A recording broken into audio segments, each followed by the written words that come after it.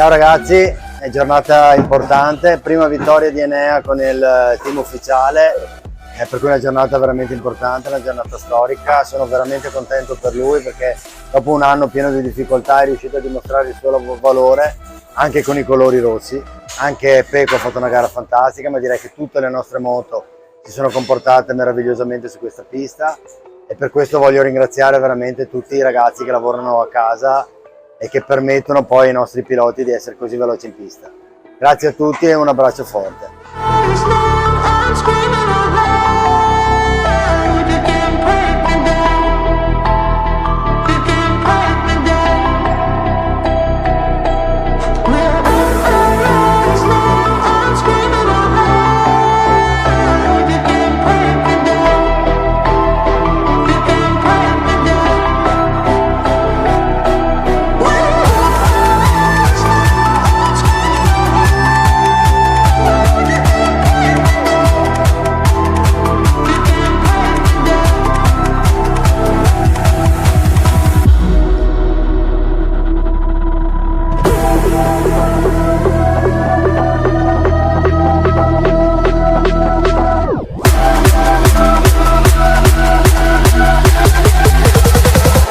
Assalamualaikum warahmatullahi wabarakatuh, Kang Bro. Ketemu lagi dengan Iwan Banaran Kang Mas. Cak IWP tahu, sampai pasti menunggu bagaimana review kita tentang MotoGP Sepang kemarin. Dan kenapa, bagaimana, apa yang terjadi dengan Jorge Martin dan juga bagaimana pula Enea Bastian ini bisa menjadi pembalap terkencang alias sukses juara di Sepang Malaysia. Dan ternyata Cak, ini ada sebuah informasi terbaru buat sampean semuanya. Jadi sebelumnya kita akan membahas itu, IWP ingin haturkan congratulations buat Enea Bastian ini yang akhirnya mampu menjadi juara bersama dengan Ducati Factory. Dan ini adalah kemenangan pertama setelah dia bergabung dengan Ducati Factory. Jadi sebuah kondisi di mana dia berharap, sekali lagi dia berharap supaya Ducati bisa merubah yang namanya strateginya, merubah pendapatnya, merubah opininya, merubah keputusannya untuk mengganti posisinya dengan Martin setelah dia luar biasa menjadi pembalap yang tak tersentuh sama sekali ya.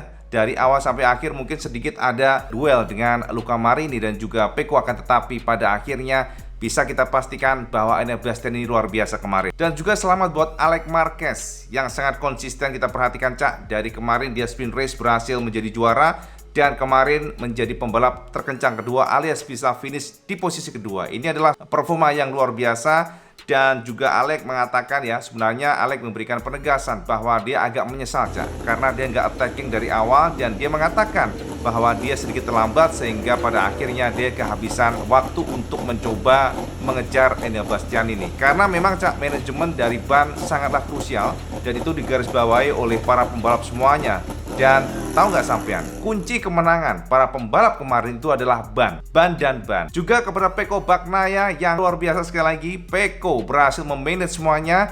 Dari awalnya dia ditekan oleh Jorge Martin, akan tetapi Pecco dengan kualitasnya sebagai pembalap yang sangat rapi, manajemen tirenya juga luar biasa, berhasil menjadi juara ketiga. Ini artinya apa Cak? Dengan kemenangan Pecco dalam arti bisa di depan dari Martin, maka saat ini poinnya, ya poin yang kemarin sudah terpangkas 11 poin, sekarang kembali lagi ke 14. Artinya di Sepang Malaysia bisa memberikan keunggulan 1 poin dibandingkan dengan sebelumnya. Ini adalah sebuah bekal yang sangat penting bagi Pecco. Makanya sekarang gap poinnya dibandingkan dengan Martin adalah 1 poin. Lebih banyak dibandingkan dengan sebelumnya. Jadi ini luar biasa. Nah Kang Mas, kita juga sangat penasaran ada apa dengan Jorge Martin dan bagaimana Martin kok bisa sangat suffering. Ini yang akan kita bedah. Dan inilah fakta yang bisa IWP bawa buat sampean semuanya. Yang pertama Cak, jadi sebelum kita melangkah menuju intinya, yang pertama ini ada breaking news alias informasi terbaru yang diberikan oleh Dorna dan juga Film Stewart pastinya, bahwa ternyata pasca race kemarin di Sepang Malaysia, langsung Cak, setelah dari Michelin melakukan pengecekan pada ban seluruh pembalap, ternyata ditemukan ada beberapa pembalap, salah satunya Pecco Bagnaia, yang didapati pressure dari banyak ini dalam arti tanda kutip ternyata lebih rendah dibandingkan dengan standar. Oleh karena itulah beberapa pembalap termasuk Pecco mendapatkan warning. Ini adalah first warning, termasuk juga Enea Bastian ini. Jadi memang Cak, kemarin adalah sebuah balapan yang sangat demanding dalam arti temperatur ban dan juga temperatur aspalnya sangat tinggi. Dan inilah yang membuat Martin sangat marah kepada Film Stewart dan juga Dorna. Martin mengatakan bahwa dia sangat kecewa dengan apa yang diberikan regulasi saat ini, tapi kita akan melangkah dulu untuk Bagnaia ya. Jadi Cak, ternyata ya dikonfirmasi pemenang balapan MotoGP Malaysia Enea Bastian ini dan juga Pecco Bagnaia termasuk di antara 5 pembalap yang menerima peringatan keras, peringatan resmi atas tekanan ban depan yang rendah pada saat race Sepang kemarin.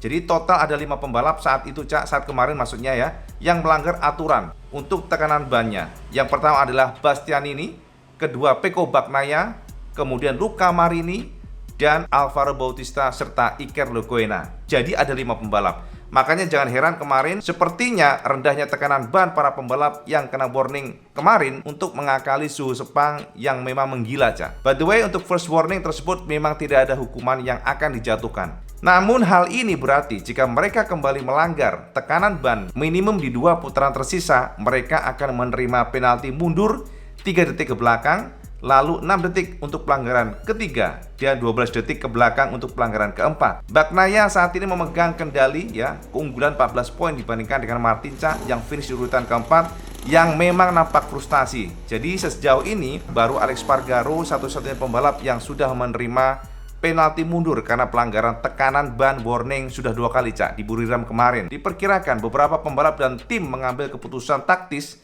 dengan mengambil resiko menggunakan first warning di Sepang karena Qatar, ya nextnya kan ke Qatar nih, itu akan digelar malam hari dan juga Valencia kemungkinan besar akan diadakan dalam kondisi banyak lebih dingin, yang berarti peningkatan suhu dan tekanan pada saat berada di belakang motor lain seharusnya tidak menjadi masalah, Cak. Satu-satunya cara agar pembalap selamat dari penalti aturan ini adalah melebarkan gap hingga 3 detik ke depan. Konfirmasi yang bisa kesampaian bahwa ternyata memang ditemukan adanya pelanggaran yang dilakukan oleh Pecco Bagnaia dan juga Enea Bastian ini sehingga motor mereka bisa maju ke depan sebab secara tekanan ban itu dikurangi. Dan teman-teman harus tahu tekanan ban yang rendah yang dipatok ini memang membuat secara traksi ban lebih bagus dan juga ini akan meminimais ban temperaturnya naik tinggi. Dan ini pada akhirnya akan membuat traksi ban drop. Dan inilah yang sekarang menjadi fokus dari Jorge Martin. Kenapa, Cak? Karena kemarin ternyata Martin sangat marah. Martin marah besar dengan aturan regulasi dari ban. Karena ternyata dia memberikan konfirmasi bahwa biang kehancuran dari race-nya adalah tekanan ban. Jadi Martin menyalahkan fakta bahwa ia finish di belakang Pecco Bagnaia karena aturan ban yang baru saja menurutnya menghancurkan segalanya, Cak. Martin memberikan konfirmasi bahwa semuanya ini adalah biang dari kehancuran untuk race MotoGP karena semuanya diatur sedemikian rupa sehingga dia merasakan bahwa kontrol motornya berubah total dan setiap jengkal tikungan dia merasa akan crash. Berikut kata Jorge Martin yang diterjemahkan dari MotoGP. Gara-gara warning pertama, maka di Malaysia aku terpaksa start dengan tekanan ban yang lebih tinggi dari yang aku inginkan. Di sini bencana terjadi sebab setelah 6 lap aku hampir crash di setiap tikungan. Itu betul-betul membuatku frustasi karena aku tak pernah bisa nge-push dan harus sangat berhati-hati selama balapan. Ban depanku menjadi sangat panas saat di belakang Pecco. Bahkan kemudian suhu dan tekanan udara yang tinggi pada ban ini tidak mau turun lagi. Jujur aku sangat kesal. Aku rasa aturan tekanan ban telah menghancurkan balapan yang sebenarnya. Tahun ini hanya ada peringatan, tetapi mulai musim depan bakal makin parah karena kalian akan didiskualifikasi, tidak boleh meneruskan balapan. Jelas itu akan berdampak besar pada kejuaraan. Oleh karena itu, kita harus berusaha mendesak mereka yang bertanggung jawab atas aturan ini untuk membatalkan regulasi tersebut atau mencari solusi yang membuat kerja tim lebih mudah. Sekarang aku tidak peduli gimana ke depannya, karena kini aku hanya finish di posisi keempat hanya gara-gara mengejar tekanan ban yang tepat. Aku lebih suka memperjuangkan kemenangan dengan tekanan angin ban rendah karena menurutku lebih aman. Race depan aku tidak peduli dengan penalti. Terserah mereka akan memaksaku mundur beberapa detik atau pada akhirnya menutup musim dengan 2 poin atau 80 poin di belakang Pecco pada perebutan gelar juara dunia. Aku tidak peduli. Itu sebabnya aku akan mengambil resiko di balapan berikutnya dan terus berusaha. Selama akhir pekan ini kami hanya kehilangan 1 poin, itu tidak buruk.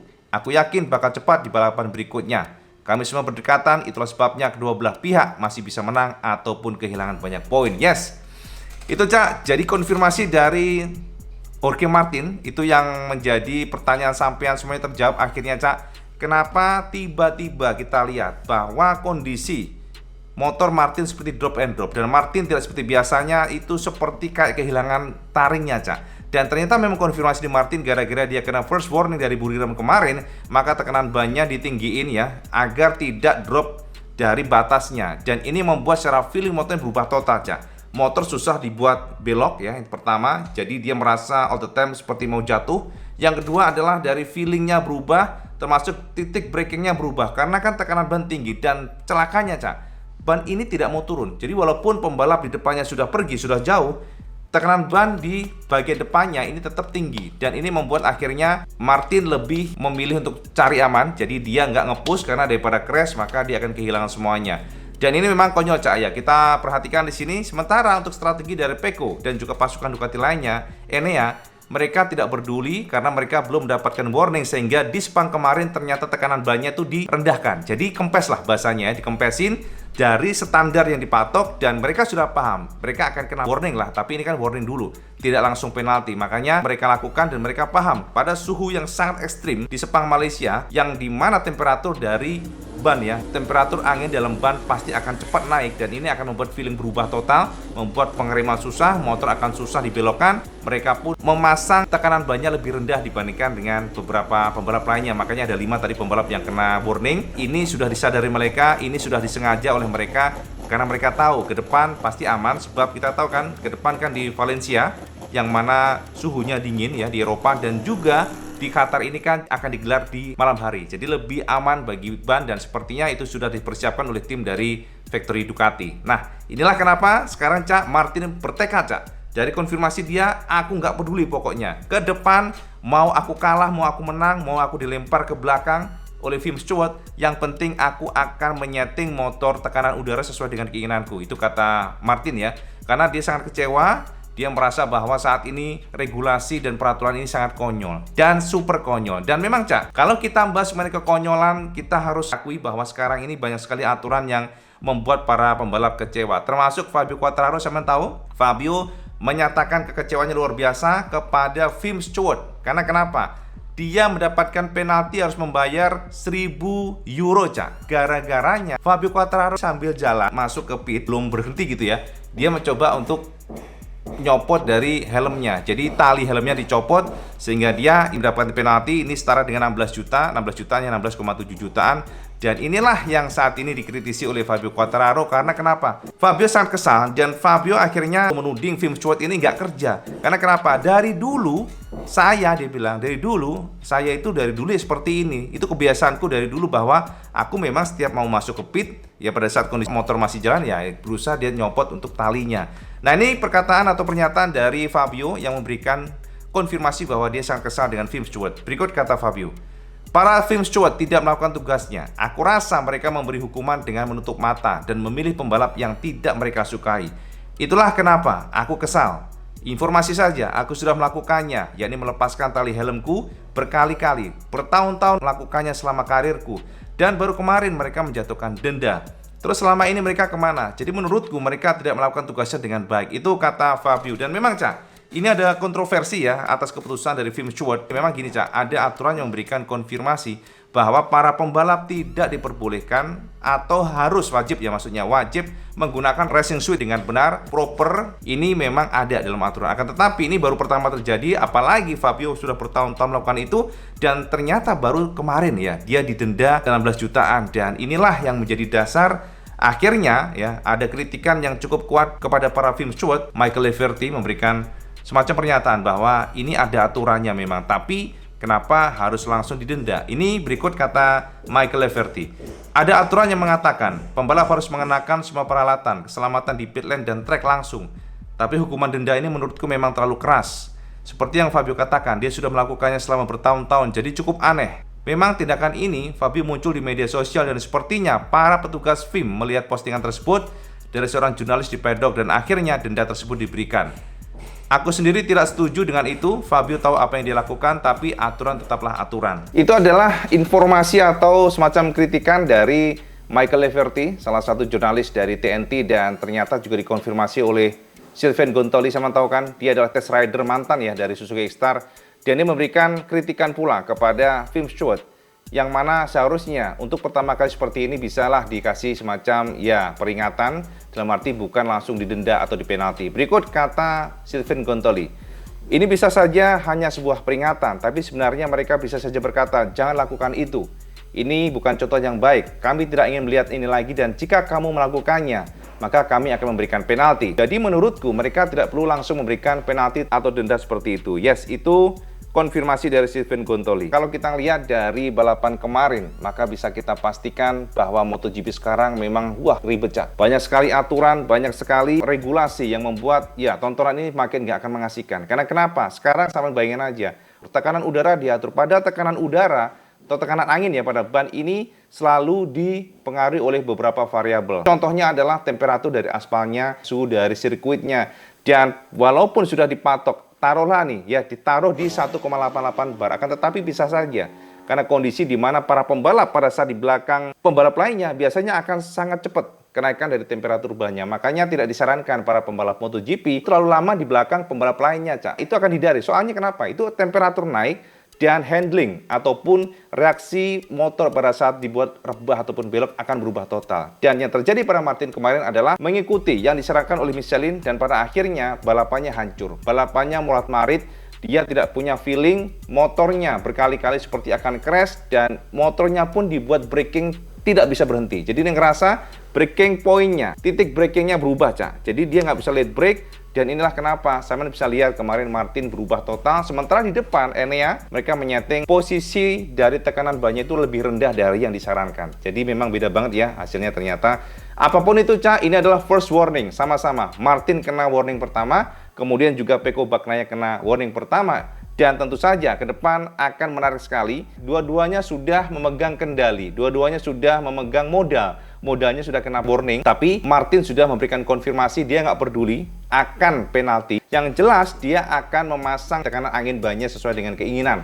Nggak peduli dia, pokoknya itu yang dikatakan oleh Martin tadi ya. Jadi itu Kang Mas ya, sekilas informasi buat sampean semuanya supaya nggak terlalu panjang. Dan nanti habis ini WB akan bahas mengenai video yang terbaru, video yang sangat menarik. Ternyata Valentino Rossi memberikan spill ya. Jadi spill dari Valentino diduga Luca Marini akan bergabung dengan HRC dan Rossi sudah merestui. Dan yang menarik, Cak, ada beberapa rumor yang sangat kuat bahwa saat ini HRC ingin membuang legasi dari Marc Marquez. Jadi benar-benar, Cak, setelah kejadian ini, setelah yang terjadi sekarang ini, sepertinya Honda ingin merajut kembali dengan Valentino Rossi and team. Sepertinya cerita Marc Marquez akan ditutup. Kita akan bahas nanti pada next video, penjabaran IWP, isu di sekitar pedok, dan bagaimana Valentino Rossi menyikapi tentang Luca Marini yang sangat berpotensi bergabung dengan HRC. Kita akan bedah nanti dalam video khusus MotoGP Next. Dan kalau kalian suka video ini, like, share, dan subscribe. Ojo lali, Cak, sampai sholat 5 waktu, karena itu yang paling penting. Assalamualaikum warahmatullahi wabarakatuh. Salam segendes.